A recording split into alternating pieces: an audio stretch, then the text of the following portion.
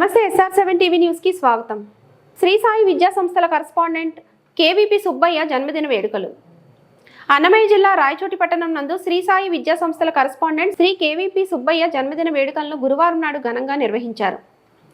ఈ సందర్భంగా శ్రీ సాయి విద్యా సంస్థల assistant director doctor M Sudhakar Reddy, principal doctor V Balaji, వివిధ విభాగాల అధిపతులు, అధ్యాపకులు, కళాశాల సిబ్బంది జన్మదిన శుభాకాంక్షలు తెలియజేశారు.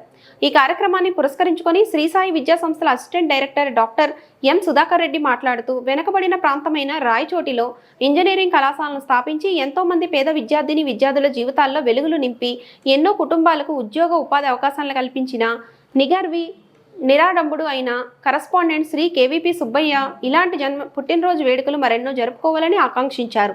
తన పుట్టినరోజు సందర్భంగా రాయచోటి పట్టణ ప్రభుత్వ ఆసుపత్రిలోని వృద్ధులకు, రోగులకు పండ్లు, బ్రెడ్ పంపిణీ చేశారు.